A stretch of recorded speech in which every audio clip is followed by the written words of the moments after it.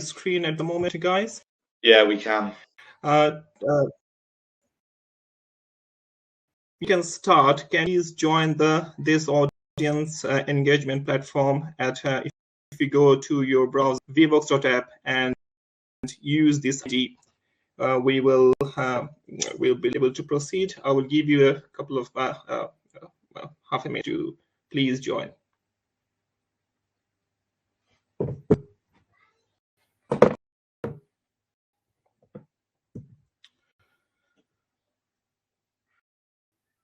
Right.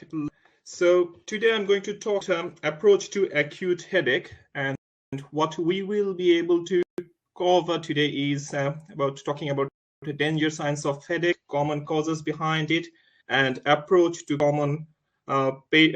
patients with such headaches. What we will not be able to cover is to specific management of all the specific headaches, because it's going to not be able to cover primary headaches like migraine and trigeminal autonomic cephalogenesis type headache and this stuff, because I would need a different session to cover this stuff. Okay, let us start. Well, when we are talking about headache, we need to know that the headache is the probably one of the commonest complaint faced by the neurology team. It is around 4% of the total ED attendance, according to some studies. Patient can come with wide variety of causes, from life-threatening to very benign causes.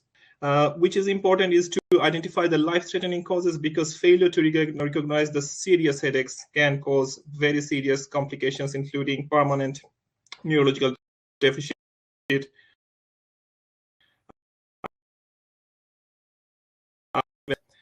So first, I'm sorry, this red flag signs or danger signs is going to be a very big, long, exhausting, boring list, but we will go through these points in brief. So these are the red flag points. When history section, we're going to take the history of an acute patient presenting with headache. We need to focus on go through this one by one.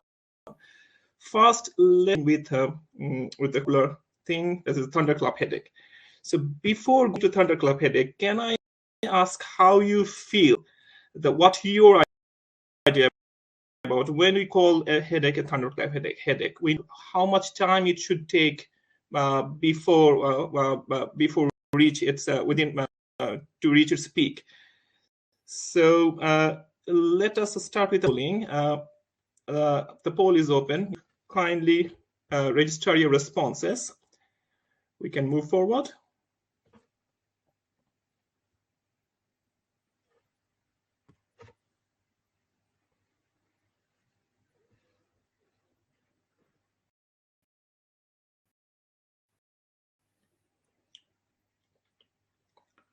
Now, if not anybody is interested, good. We're closing it now. Closing the poll now. Let's see.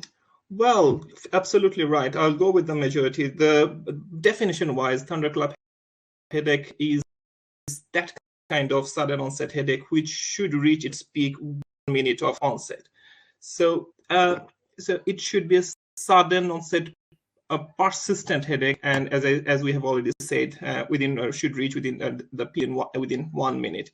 Subarachnoid hemorrhage is definitely one of the most important causes. There are some other causes as well, which could include RCVS, carotid or vertebral dissection, venous sinus thrombosis, pituitary apoplexy, and some other less common causes as well.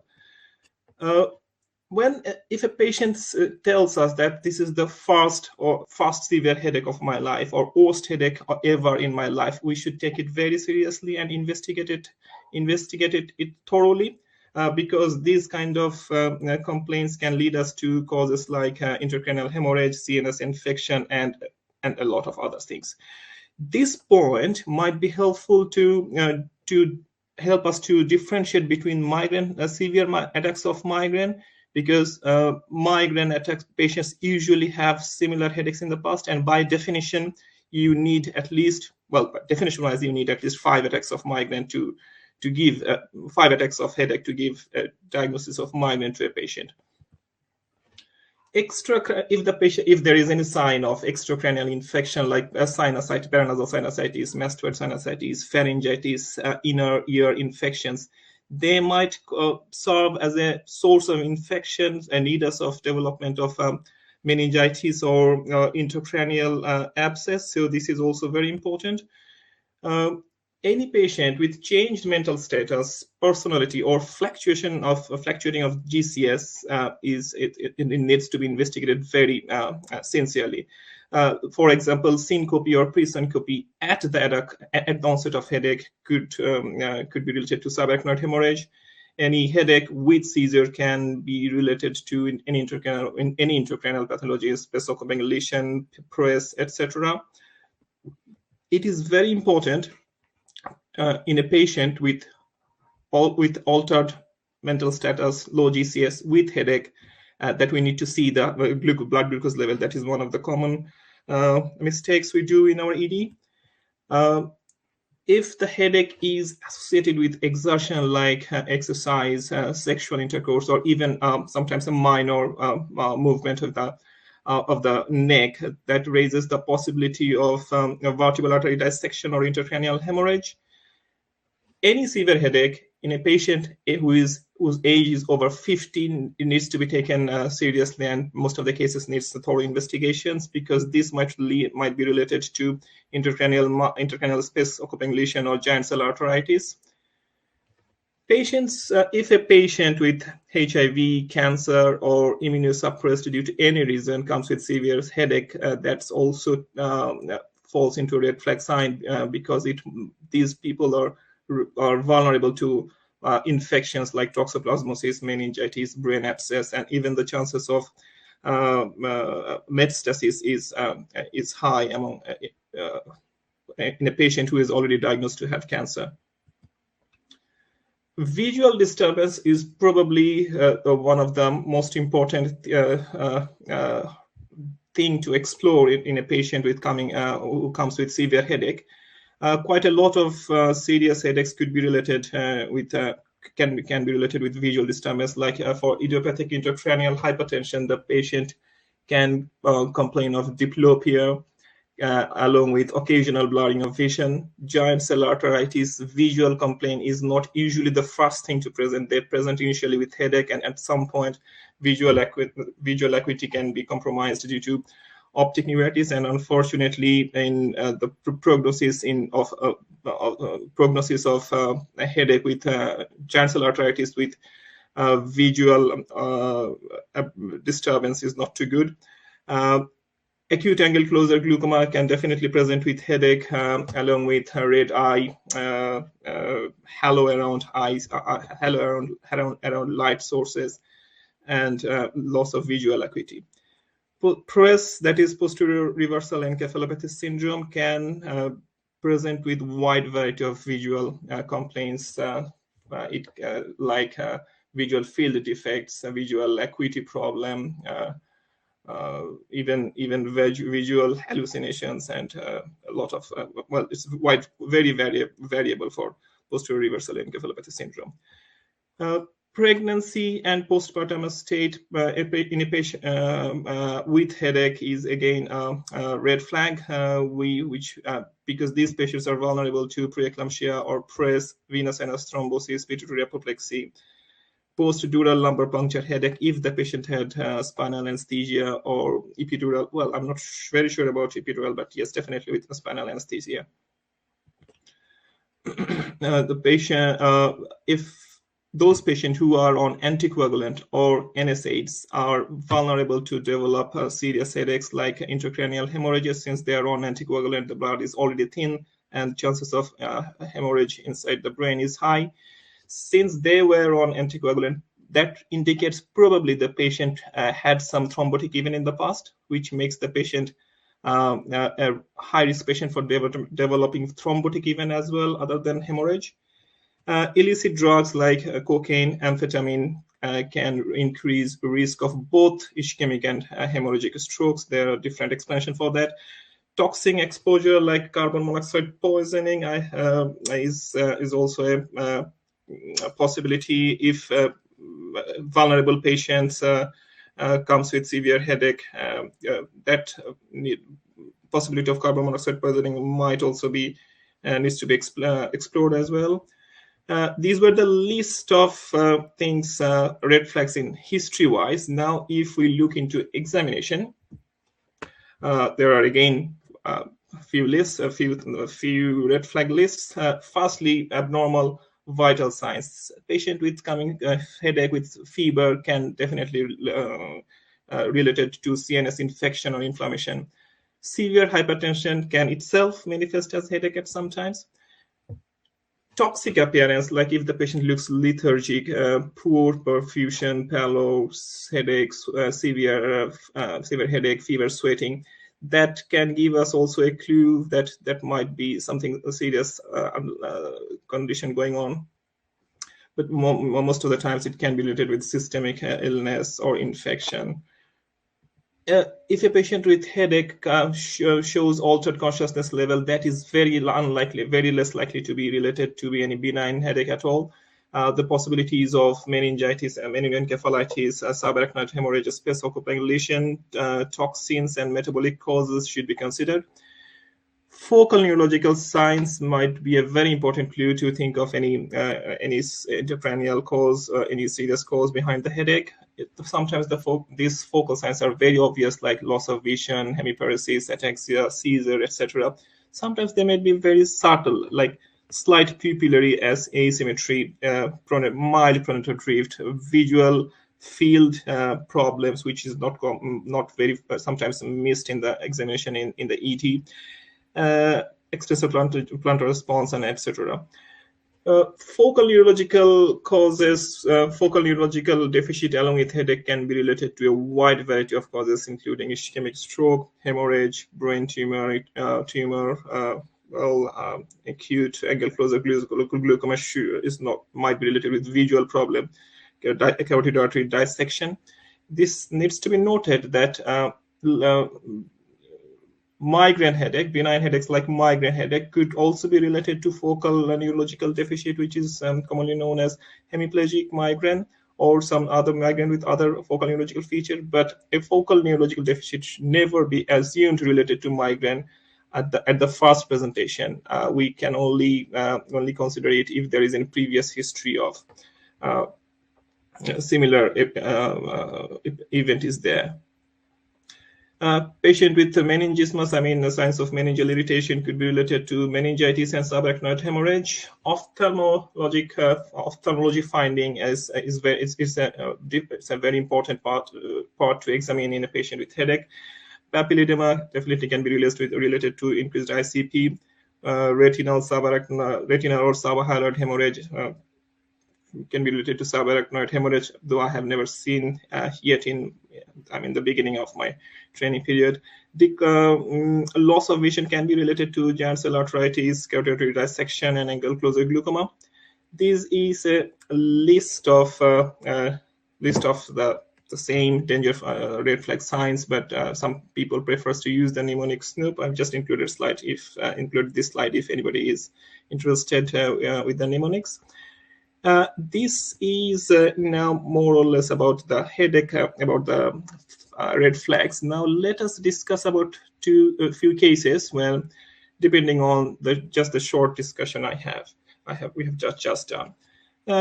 So imagine a 45-year-old male with previous history of recurrent migraine. This time presented with new severe headache in the whole of the left side of the head for 2 days, persistently there. According to him, it is the worst headache ever. His previous headaches of migraine was nowhere as severe as it is. He has a bit of photophobia. Some photophobia bit is the same as it was before with other migraine headaches. His GCS is 14 because he's having occasional fluctuation of confusions. Examination is otherwise normal. There is no neck rigidity. So if you could go to the poll section again, what you'd consider as a first possibility. top possibility regarding the diagnosis. The poll is open. Please respond.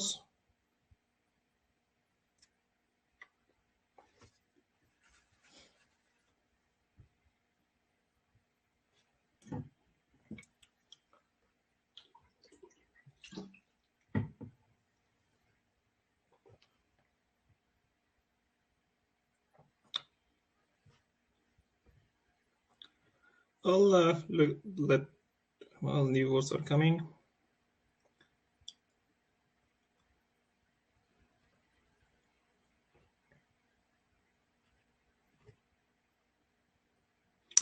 All right, let me close the poll. Let's see the results. Well, there is massive majority. Well, for severe migraine, it has gone out of my screen, so the exact percentage is not valuable, not visible. Well, let us review some of the things in the case. For example, this patient had one important feature, that is occasional confusion, GCS14. Definitely migraine, severe migraine could be one of the differentials, but for some reasons, like this occasional confusion and worst headache ever, I would probably put CNS infection as my top differential, but definitely severe migraine is going to be one of the differentials. I understand that no neck rigidities it might be a distracting factor, that but just to let you know that sometimes the rigidity is not very obvious, especially if it is viral meningitis. And in case of viral meningitis, you need to have a very vigilant to pick up neck rigidity, and sometimes it's not present at all. So good. Let's go to the next case. So now it's a 22-year-old female who has a cesarean section 6 days back because she developed eclampsia while pregnant. Say, for example, she was 32 weeks pregnant and it was terminated by cesarean section 6 days back. For 2 days, she had severe headache, no visual complaint at all. Headache, she says that headache is relieved significantly if she lies down. Ops are entirely normal. Neurological examination is entirely normal. No papilledema. Urine dipstick test is normal. So I mean, no proteinuria is there. So if we have to go look for the diagnosis, what should be your top differential? Let us see. Poll is open.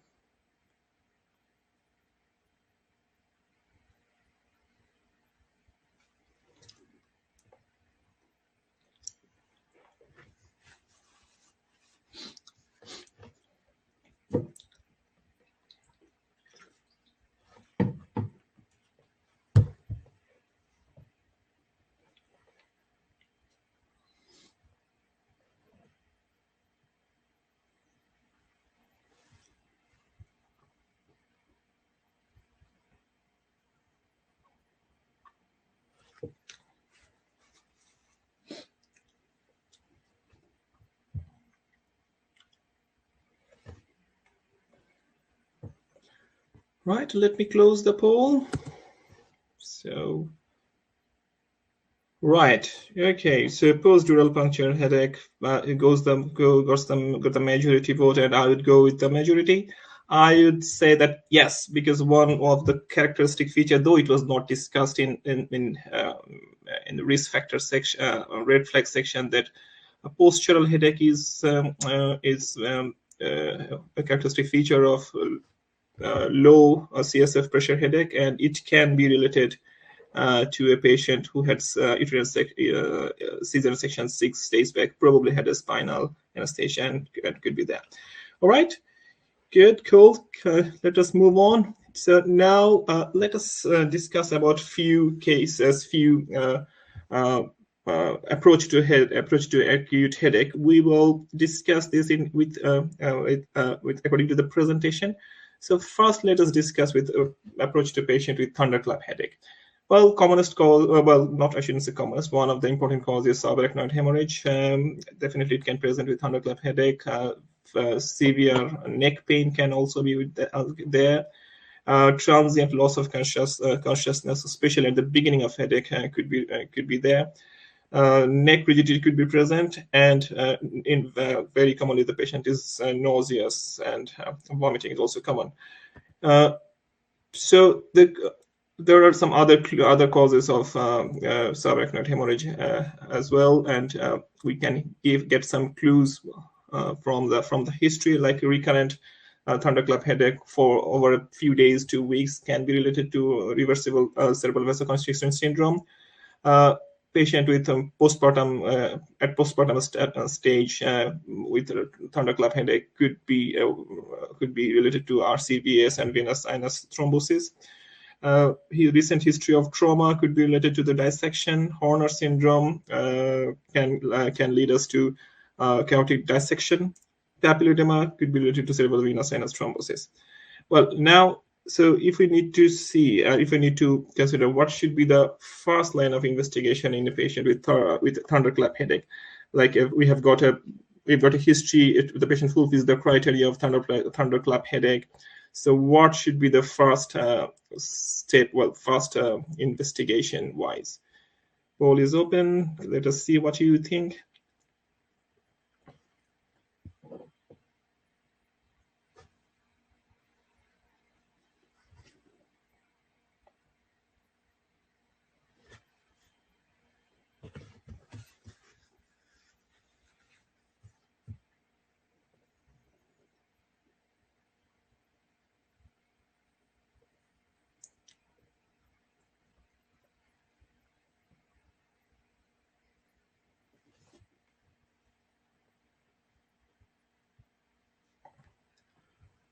Great. Let me close the poll if there is no other voting.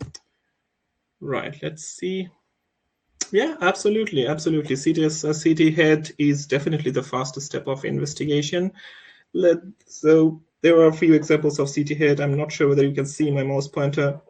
The first picture shows quite extensive subarachnoid hemorrhage, which is not usually, most of the patient do not have that severe, that extensive hemorrhage, but I have given this picture just to show you an easy example. Second picture is subarachnoid hemorrhage around the midbrain, which is more popularly called perimesencephalic hemorrhage. The third one, if you can see that there is, if you can see my mouse pointer, there is a bit of subarachnoid hemorrhage here, but there is a lot of, quite a lot of significant soft tissue swelling here with this, and it shows some bit of contusion here as well. So it's more likely, it's definitely looks like a traumatic subarachnoid hemorrhage. Okay, so if the CT scan showed hemorrhage, then the diagnosis is obvious. If it is negative, lumbar puncture is the next step, and the lumbar puncture definitely needs to be done after 12 hours after the onset of the pain. The lumbar puncture, because the lumbar puncture can be negative despite being it a subarachnoid hemorrhage, if the lumbar puncture is done before 12 hours, because with usual lab test we identify hemoglobin breakdown products, which will not be there before 12 hours, so it will be a false negative. Sample, if the sample while it's being sent to the lab is exposed to the light, it is very likely to be a false negative one. So the common practice is to send the sample in a light. What we do is we pack it in a brown envelope and send it to the lab. Prolonged delay in CSF analysis can again be related to false negative cases, but there are some interesting cases, interesting examples of false positive cases. Repeat lumbar puncture. What happens? Repeat lumbar puncture can carry, the sample can carry breakdown product from the blood which came from the previous lumbar puncture, maybe. So that could be a false positive. If the patient has a very high CSF protein, I'm not sure about the explanation, but patient with high CSF protein the result can be positive. if the patient has jaundice with hyperbilirubinemia, again, it can be positive, false positive, I mean. Okay, so after lumbar puncture, after the diagnosis and this stuff, then the subsequent evaluation includes CT angiogram, mostly to identify the cause of non-traumatic aneurysm, like non-traumatic subarachnoid hemorrhage, like if there is an aneurysm or malformation is there. In this picture, here we can, in the left side, in the picture A, there is a subarachnoid hemorrhage in both sides, and the picture B, the CT angiogram shows an aneurysm in the left ACA or ACOM side. Okay. So now to approach a meningitis or encephalitis, suspected meningitis and encephalitis patient, it is suspected when the patient with headache, fever, altered level of consciousness, with or without neck rigidity is there. So, say for example, if we have got a patient with these symptoms, headache, altered consciousness, fever, and you definitely were suspecting bacterial meningitis. So, what do you think the first thing to do in this patient? Could you send the patient to CT scan, NH lumbar puncture, send blood culture, or start empirical antibiotic right away? Poll is open.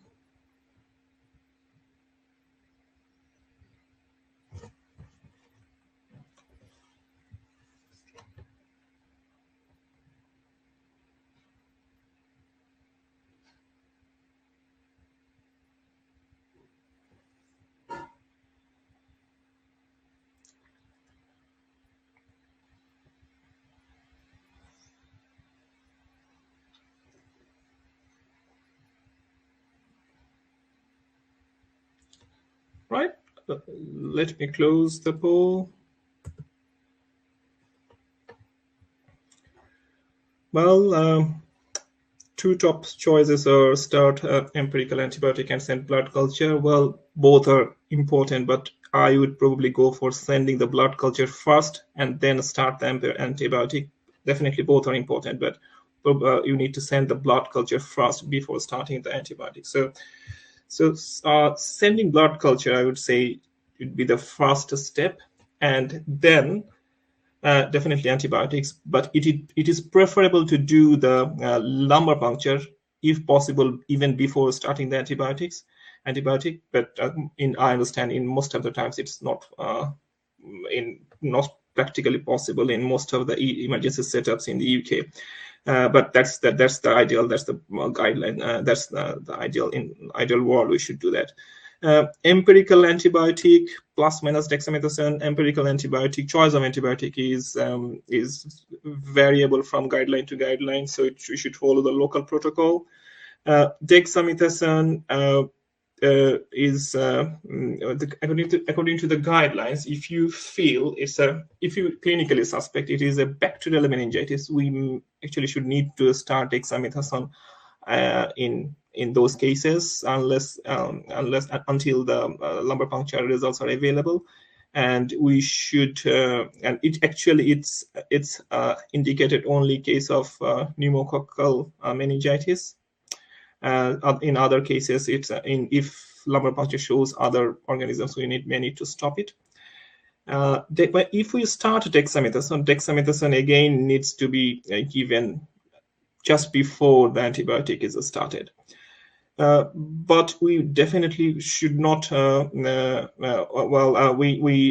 Some people, in some cases, it might be important to do a CT scan before going for lumbar puncture. But definitely, we should not delay our lumbar puncture because we just couldn't do the CT scan. But in those patients where CT scan might be very important thing to do before going for lumbar puncture is if the patient has history of any CNS disease, immunocompromised state, new onset seizure, papilledema, focal neurological deficit, or abnormal level of consciousness. Basically, if there is any sign which can give us a clue that something, any intracranial lesion is there other than infection, probably we may need to do a CT scan first to exclude the contraindications of lumbar puncture.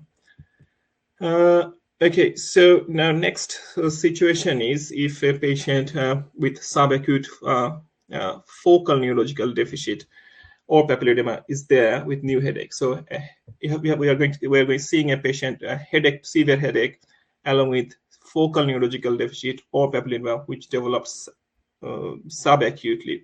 Because if it is acute onset, it would actually go into the stroke pattern of stroke pathway. So that's why I've added the word subacute. So what should be the investigation of choice in this situation?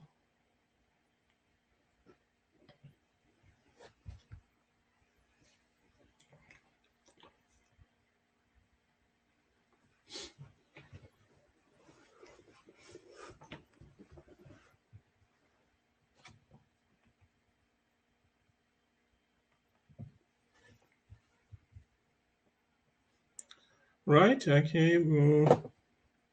Any votes are coming?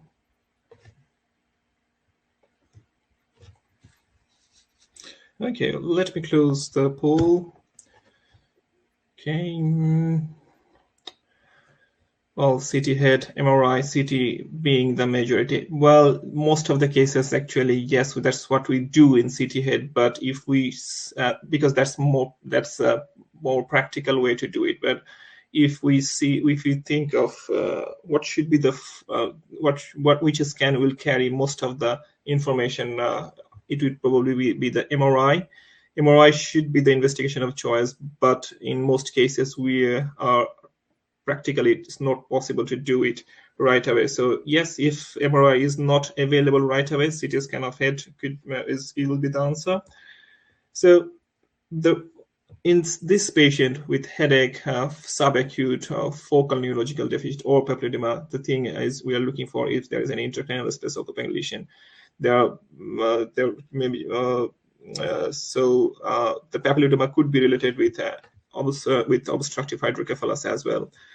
Cerebral edema from ischemia or infarction, after a few days of a stroke, yes, it can cause further focal neurological signs or papilledema.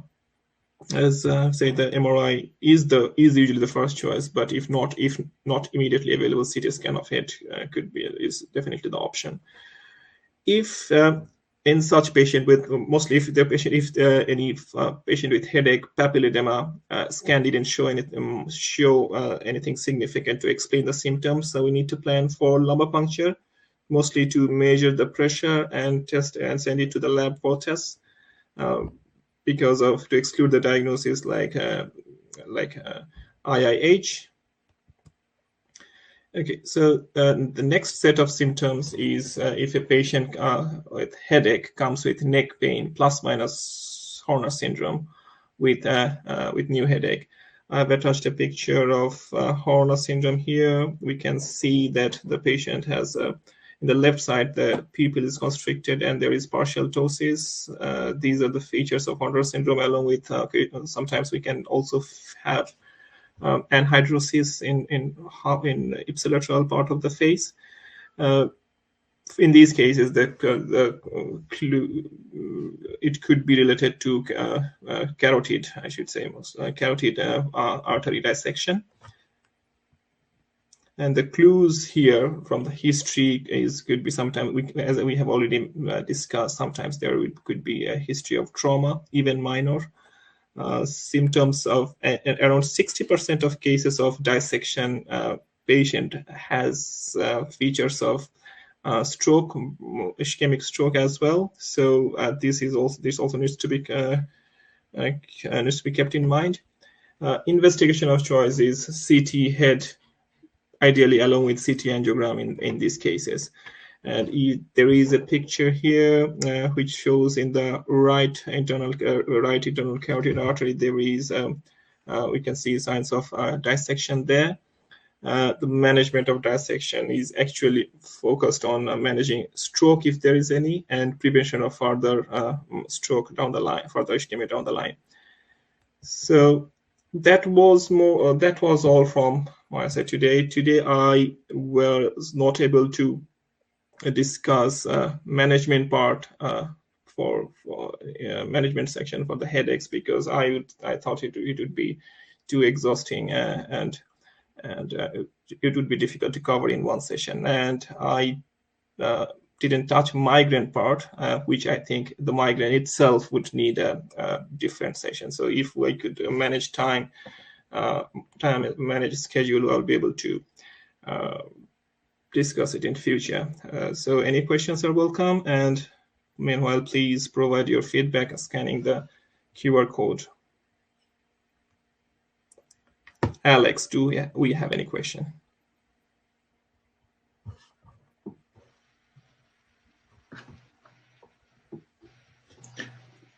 Thanks very much, Amit. That was brilliant. If anyone's got any questions, feel free to send in the chat. I apologise for the technical issues. I think I realised my computer is probably not quite up to the job of trying to broadcast on a major web platform. Is there a link to access slides and recording? So yeah, this will be uploaded to I was about to say the YouTube, like someone really old there.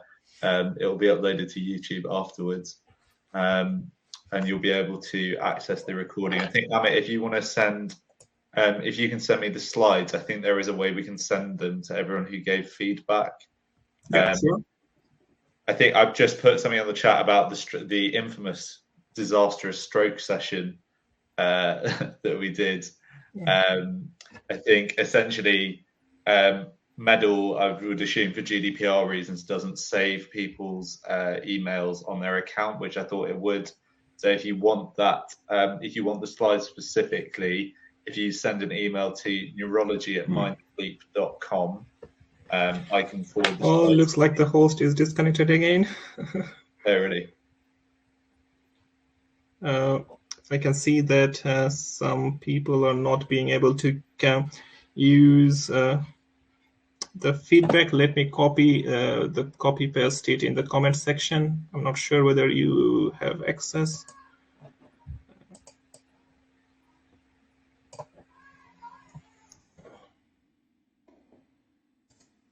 I can see that some of you are not being able to put the go for the feedback. So if you could follow the link here I've just provided. I'm not sure whether you have access to this chat. Can you write the email for the slides? Well, I have to, someone asked for if I could email the slides into the chat. Well, I believe how it works is I have to email it to Alex, and you can contact him. I will definitely mail the slides to Alex, and you can contact him to get the slides. Well, yeah, looks like Alex has provided the mail. Yeah, I will send the mail slides to this email address, Alex. Any more question?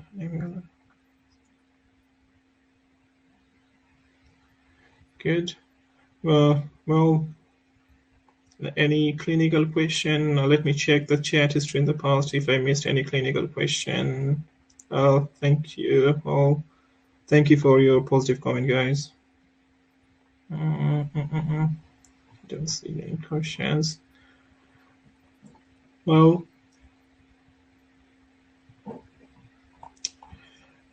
if there is, thanks for your feedback, guys. So if I'm not sure whether Alex, you can hear me or not. If there is no more question, can we stop the session here? Someone asked for a migraine session. Definitely, migraine actually needs to be discussed when we're talking about neurology. Definitely, migraine is probably the commonest patient we see. But yes, definitely we need. I will try to schedule fit it. I'll try to fit it into my schedule at some point. All right. Thank you guys. Alex, is it okay if I leave? I'm not sure whether you can hear me or not.